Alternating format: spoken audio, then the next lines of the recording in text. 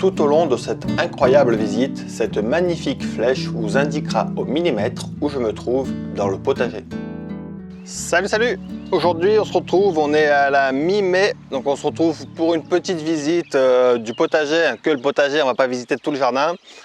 La visite du jardin à la mi-mai, c'est pas non plus hyper impressionnant parce que la plupart des végétaux que j'ai plantés dans le potager sont des végétaux d'été et ils sont encore tout petits bébés. Donc ça va peut-être pas être hyper impressionnant, mais je voulais vous faire un petit tour de mon potager.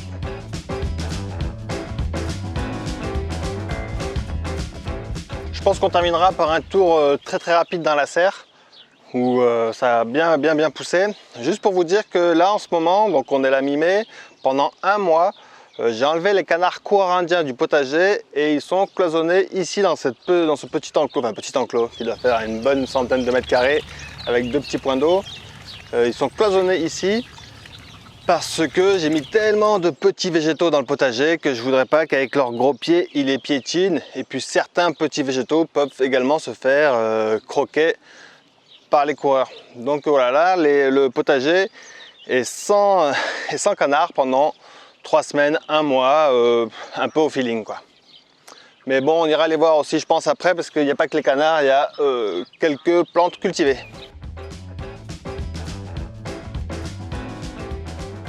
Je voulais vous parler de cette plate-bande ici. Juste avant de vous en parler, je voulais vous dire que c'est plutôt chaud et sec depuis ces derniers temps. J'ai tout planté parce que la météo n'annonce pas de froid d'ici le début du mois de juin. Et puis cette nuit, il a plu en quelques heures 20 mm, ce qui fait que pas mal de végétaux sont un peu couchés. Et donc d'où l'importance d'avoir un pluviomètre. Moi je sais que quand il pleut 10 mm à peu près, j'estime que j'ai eu un bon arrosage qui a été effectué. Donc sur l'ensemble du jardin, donc c'est toujours plus efficace que les arrosages qu'on va faire avec l'arrosoir ou le tuyau ou je sais pas quoi, parce que ça va tout arroser, même l'herbe qui est ici, tous les arbres, etc. Et donc là, vu qu'il est tombé 20 mm, tout a été abondamment arrosé et c'est plutôt pas mal. Si je pouvais avoir 20 mm tous les 15 jours, ça serait l'idéal. Donc bref, ce que je voulais vous dire sur cette plate-bande, c'est que bon, il y a des courges et des amarantes cultivées en alternance. Hein. En gros, il y a une courge, deux amarantes, une courge, deux amarantes, une courge, deux amarantes, etc. Et je crois que depuis que j'ai les canards coureurs indiens, c'est la première fois que je cultive des amarantes. Et donc, je ne sais pas encore si les canards coureurs indiens aiment bien manger les amarantes. Donc, je vais les laisser un peu grandir et on verra ça au mois de juin.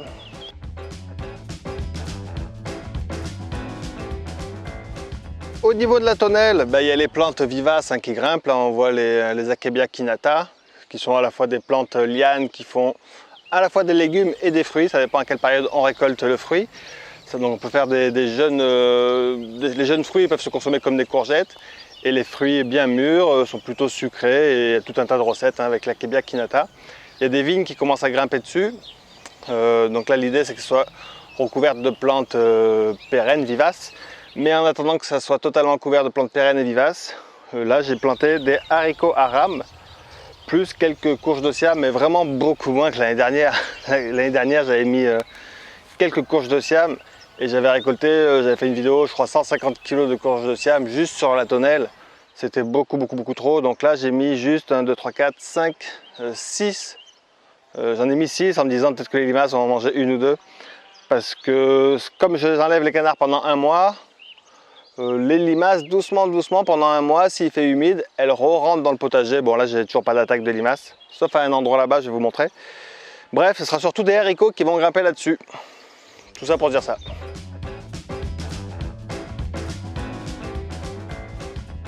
Alors là, ce qu'on voit ici, c'est du seigle.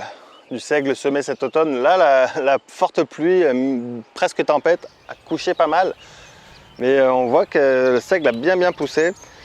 Les plus grands, moi je fais 1m80 et quelques, les plus grands font quasiment, il y en a même des plus hauts que moi, quoi. Donc ils font 1m80 pour les plus grands. Au pied, c'est pas tellement le but de me nourrir, hein, c'est pour nourrir les poules, les canards, un petit peu. Contribuer à la nourriture des poules et des canards. Et puis c'était une zone de culture où j'avais fait beaucoup de courges, beaucoup de pommes de terre. Et là j'avais envie de la mettre un peu en poste de courges et pommes de terre. Donc de la céréale, c'est très bien. au pied des courges. De toute façon, moi je ne vais pas toutes vous les dire, hein. Il y a aussi une tomate là, je ne vais pas vous parler, il y a énormément de plantes qui sont mises dans ce potager pour me nourrir tout l'hiver. Donc courges, pommes de terre, ça va me nourrir tout l'hiver. Et ici, on m'a demandé, parce que dans mon bouquin sur la forêt comestible, je parlais des arbres fruitiers en colonne. Donc ce sont des tout petits arbres fruitiers, et là c'est des pommiers, hein. Et les pommes se mettent le long du tronc. Donc là je vais récolter, il y en a 2, je vais récolter peut-être une quinzaine de pommes qui seront logées le long du tronc. À terme, ils ne vont pas monter beaucoup plus haut que ça. Et ce sera des pommes voilà, le long de la tige. C'est intéressant pour les petits jardins, ça ne prend pas beaucoup de place et ça produit beaucoup par rapport au volume que ça prend. Donc voilà, des arbres colonnes. Là c'est une variété qui s'appelle Red Cat, qui est intéressante aussi parce que c'est une des rares, une des quelques variétés de pommiers auto-fertiles. Donc un seul pommier produira des pommes, alors que pour la majorité des pommiers, il faut 2 pommiers qui fleurissent en même temps pour qu'il y ait une pollinisation croisée. Ce qui n'est pas le cas avec celui-là. Un seul Red Cat suffit. C'est pareil pour d'autres variétés comme la courge pendue grise du Limousin, qui est aussi une variété auto-fertile. Il y en a quelques-unes autres comme ça. Donc voilà, pour les petits jardins, ça peut être intéressant. En pot, ça marche très bien. Ces petits pommiers colonnes. Si les pommes grossissent, cette année, je sais pas, c'est la première fois qu'ils produisent, hein, donc si les pommes grossissent, il vaut mieux leur mettre des tuteurs pour éviter qu'ils ne se couchent, surtout qu'il n'y a qu'une branche, donc si elles se couchent, il ne reste plus grand chose.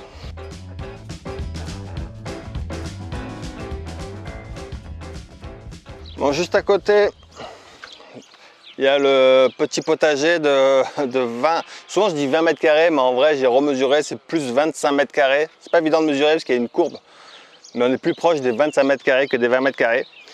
Et donc ben là, il est déjà sympa hein, pour un petit potager tout neuf qui démarre. Il est vraiment chouette, je trouve. Franchement, si j'avais un tout petit jardin, je serais très heureux de ce potager.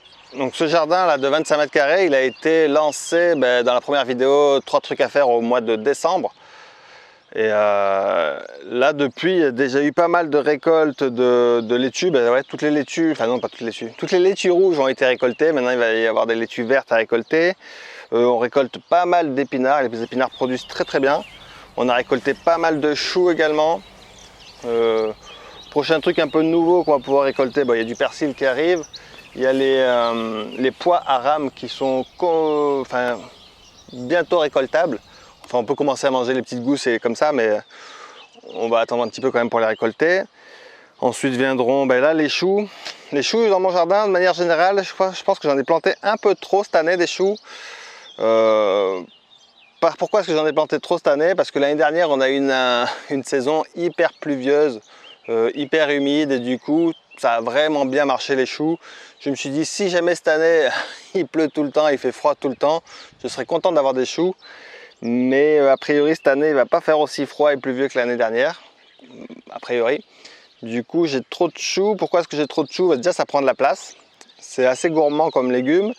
Et en plus, dès qu'il va faire vraiment trop chaud et trop sec, j'ai des risques d'attaque de punaises des choux, des risques d'attaque de pierrides du chou. Encore les pierrides, ici peut-être. Les canards corarindiens me chopent pas mal les papillons des pierrides du chou, donc peut-être pas beaucoup de pierrides, mais en tout cas les punaises, les canards, ils en raffolent pas. Et au pire, les choux, je récolterai une bonne partie, et le reste, si ça me gêne, je coupe et je l'utilise en paillage. Hein.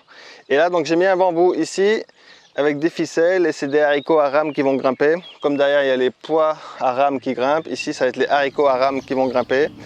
Et après, bientôt, on pourra récolter les betteraves.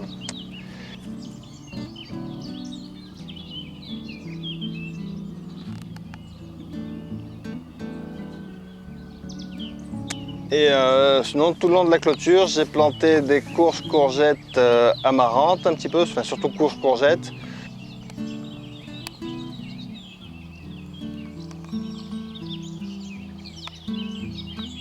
Et puis, quoi dire d'autre ici? Oui, il y a eu des pommes de terre, c'est dans cette zone dans ce 25 mètres carrés, il y a eu des pommes de terre il y a 2 ans. J'avais pas tout récolté, l'année dernière ça a repoussé, j'ai pas tout récolté. Et là, donc cette année, j'ai pas mal de touffes de pommes de terre par-ci par-là dans le potager. Je les ai pas plantées et je récolterai un petit peu en septembre-octobre. Allez, on sort de ce mini potager, on va voir plus loin ce qui se passe.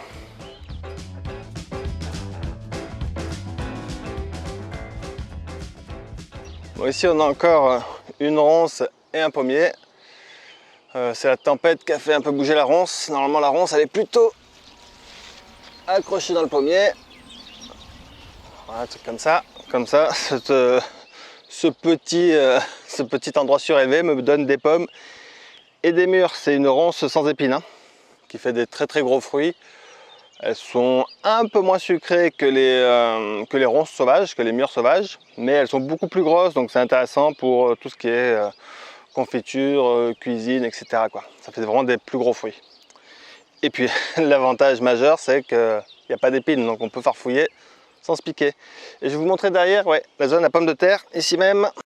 Là, c'est un petit bac de pommes de terre, donc là, il y a mes 3 bacs de culture. Hein. Ici, il y a des laitues, oignons, radis, choux, bref, il y a plein de trucs. Là-bas, pareil, elle n'est pas encore bien plantée, celle-là, il faut que je m'en occupe. Et ici, c'est une zone de culture avec que des pommes de terre. L'idée de cette zone de culture, normalement, j'ai fait les pommes de terre par terre, hein, de façon habituelle, quoi. Mais là, je les ai mis dans ces bacs de culture pour 2 raisons, mais je ne sais pas encore laquelle je vais utiliser de raison. Donc, soit je vais m'en servir pour mesurer facilement combien je produis de kilos de pommes de terre par mètre carré, parce que ça va être facile de mesurer le rectangle et de compter les kilos de pommes de terre que je sortirai de ce rectangle. C'est peut-être ce que je vais faire cette année, parce que moi j'ai une technique de culture de pommes de terre un peu particulière. Pas très particulière, mais ça commence à être de plus en plus répandu, mais c'est des pommes de terre qui sont juste posées en gros sous du foin, un peu de compost et de la paille. Et donc ça pousse, et puis après on n'a qu'à récolter dedans sans se casser la tête à retourner la terre. Donc je vais voir un peu combien ça produit par mètre carré. Et la deuxième idée, mais ce sera sûrement pas cette année, c'est pouvoir faire une zone de culture surélevée comme ça. Et il y a du grillage au fond de mes bacs hein, pour éviter que les campagnols ne remontent et pour voir si je peux juste avec des bacs surélevés comme ça laisser les pommes de terre tout l'hiver et venir juste les chercher au fur et à mesure des besoins. Mais bon, je pense que cette année je vais tout récolter pour peser. Je ne sais pas si on peut s'en rendre compte à la caméra, mais autour de moi il y a vraiment pas mal de framboisiers. Je trouve pas le nom. Framboisier, groseillier, cassissier, groseillier macro, etc. Enfin, de fruits rouges. Il y a beaucoup de fruits rouges autour de moi et chaque année on a vraiment une abondance de fruits rouges. Et là, je pense que c'est bien parti encore cette année. Je vois énormément de framboises, des framboises jaunes, des framboises rouges, énormément de groseilles et de cassis. Le seul problème qu'on a des fois, c'est sur les groseilles et les cassis, c'est les merles qui viennent un peu, une fois qu'ils ont capté l'endroit où ils peuvent récolter, ils viennent un peu abuser de la récolte. Mais les framboises, ils y touchent pas, quoi. Il y a plusieurs choses. Ici, j'ai une zone de culture de l'autre côté de la tonnelle, une zone de culture de tomates, des courges, des courgettes. D'ailleurs, en parlant des courgettes, le système d'arrosage goutte à goutte fonctionne très bien. Hein. Je vous avais montré dans la vidéo de 3 trucs à faire au mois de mai, que j'avais bidouillé un petit arrosage goutte à goutte. C'est pratique. Et puis là, j'ai fait une zone d'aubergines. Je vous montre ça.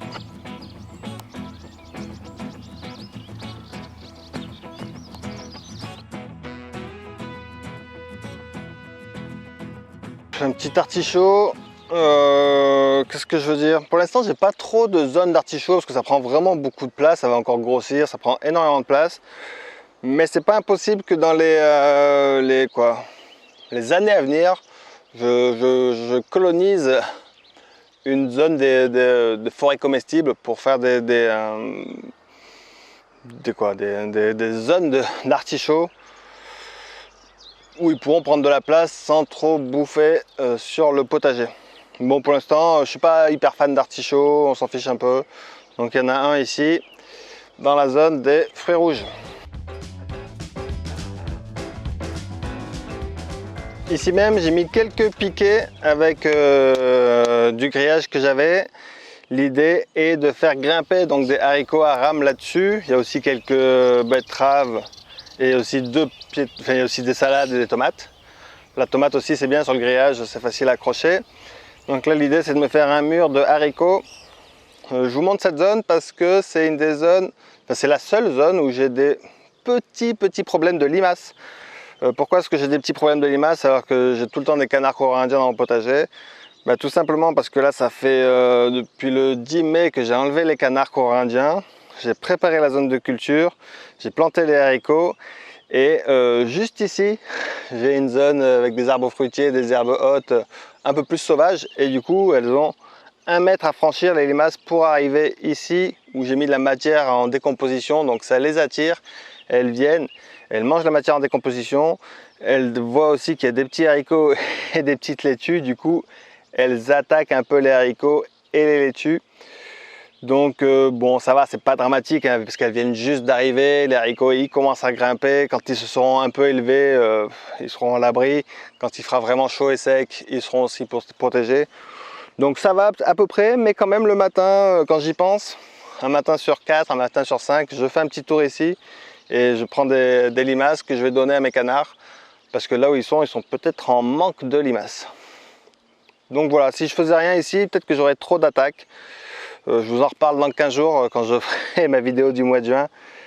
Mais bon, je pense que ça va aller dans tous les cas. Au niveau des légumes feuilles, cette année, j'ai un peu abusé sur la quantité des légumes feuilles.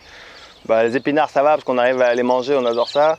Les laitues, on en mange énormément, on en donne énormément, mais on n'arrive pas à venir à bout. Du coup, là, j'ai fait une récolte pour essayer d'aller en distribuer aujourd'hui, demain.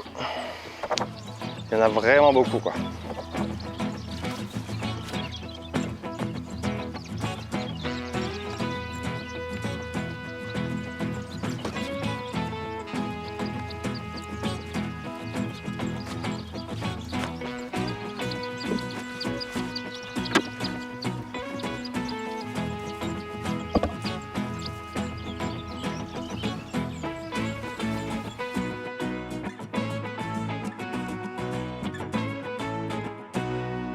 Donc voilà, encore une zone de courge.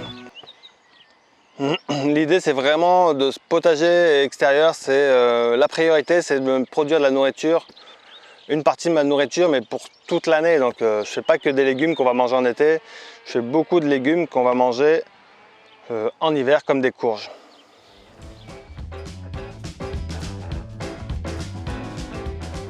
Donc comme je vous l'ai dit en début de vidéo, les canards ils sont là-bas. Et comme ça au moins ils ne viennent pas piétiner mes petites plantes du potager. Et on va aller voir, oui, ici j'ai fait une petite tonnelle avec de la glycine, des rosiers grimpants et une petite tomate derrière. Et on va aller voir la zone à canards. Donc là on est dans le petit parcours à canards. Là ils font la sieste. Donc il y a 2 bacs surélevés, ce qui fait que les canards ils peuvent pas venir manger ce qu'il y a dans les bacs surélevés, hein. C'est pour ça qu'il y a pas mal de bacs surélevés. C'est si je veux cultiver des végétaux sensibles aux attaques de canards, je les mets dans ces bacs et je suis tranquille. Donc là c'est blindé de laitue encore, hein, et quelques choux. Sur ce bac là surélevé, d'habitude je coupe les pieds, une fois que je les ai plantés, je coupe à la hauteur des planches, comme derrière, comme j'ai fait un peu partout. Mais sur celui-ci j'avais décidé de les laisser. Je me suis dit que ça pouvait servir, alors je ne sais pas encore à quoi ça peut servir. À la base j'imaginais faire une ombrière pour certains végétaux en plein été. Je pourrais installer une ombrière sur les piquets. Je pourrais également, pourquoi pas, installer du polycarbonate ou du verre pour faire une mini châssis-serre. J'en sais rien encore, pour l'instant ça ne me sert à rien. Mais ces piquets sont là, si un jour j'ai une idée qui me semble pertinente et utile, j'expérimenterai, même si j'ai une idée débile, j'essaierai peut-être quand même. Et donc là, bon, laitue, chou, et là, ici, c'est betterave, laitue, topinambour, et betterave encore, ouais, plus betterave. Bon, on va terminer cette petite visite improvisée dans la serre, hein. Donc là, les tomates de la serre elles sont à ma hauteur, mais quand même, c'est surélevé, donc elles font bien 1,50 m largement passé, même plus, hein. Là les choux grandissent, les laitues c'est un peu la fin des laitues parce que maintenant je les utilise, j'en ai trop des laitues, je vous l'ai déjà dit, elles sont encore belles, elles sont encore bonnes, mais je les utilise en paillage pour nourrir mes tomates parce que j'en ai vraiment beaucoup trop, j'ai beau en donner, au bout d'un moment on n'y arrive plus. Donc maintenant toutes mes belles laitues qui sont dans la serre, évidemment les plus belles que j'ai sélectionnées, je vais les laisser monter en graines pour avoir encore beaucoup de graines l'année prochaine, et les moyennement belles, je les utilise comme paillage pour nourrir mon sol et nourrir mes tomates. Là les tomates, il commence à y en avoir quelques-unes qui se forment. Donc je suis confiant, j'imagine que j'en aurai probablement fin juin, mi-juin, fin juin, les premières tomates. Sûrement que les premières, ça sera les poires jaunes, d'après ce que je vois sur le développement.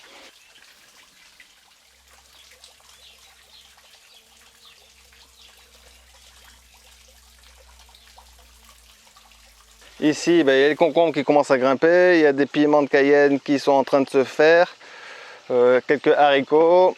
Et au fond là-bas, je ne sais pas si vous voyez, j'ai aucune idée de si vous me voyez là. Il y a pas mal de vignes et du coup il y a beaucoup de raisins en formation. Enfin là pour l'instant c'est les grappes, la fin de la floraison, donc c'est vraiment le début. Mais potentiellement il y aura pas mal de raisins ici. Cette année, pourquoi pas faire du jus de raisin. Bon là aussi il y a trop de laitue. Hop, empaillage. Hein. Hop. Qu'est-ce que je voulais vous dire d'autre? Je vous parlerai aussi au fond, là, les agrumes, ils sont toujours vivants, les bananiers ils sont toujours vivants, mais les productions sont faibles, voire nulles. Du coup, là, cette année je les laisse. En fait, ils survivent très bien. Moi j'ai moins 10 dans la serre. Hein. Ils survivent très bien à moins 10 degrés. Ils redémarrent chaque printemps, mais le froid revient trop vite et du coup il n'y a pas de temps pour une floraison, fructification, etc. J'ai eu quelques citrons, quelques mandarines, mais très peu par rapport à la place que ça prend. Donc je pense que l'année prochaine, je vous ferai une autre vidéo sur mes erreurs ou mes problématiques. Mais en tout cas, bref, je pense que l'année prochaine je les mettrai en pot et ils iront dehors et je les rentrerai en hiver. Le problème que je vais rencontrer, c'est que si je mets des bananiers en pot, ça va devenir énorme, colossal, il va me falloir des pots géants. Et après, pour rentrer, sortir des pots géants, ça va pas être évident. Mais bon, je vous en parlerai une autre fois. Tout ça pour vous dire que les bananiers, ils vivent, en fait, ils grandissent, ça recommence chaque année, mais jamais de floraison, jamais de... Du coup, pas de fructification, encore moins. Donc je pense que je vais libérer la place pour d'autres végétaux comestibles. Voilà, et puis là les tomates, je suis confiant, tout va bien, je suis confiant que je vais avoir de très belles récoltes de tomates, quelques laitues en graines, et puis voilà quoi. Bon je termine là, il y a sûrement encore 1001 trucs à raconter, mais j'ai pas envie de faire une vidéo trop longue. Je vous dis à très bientôt et ciao ciao.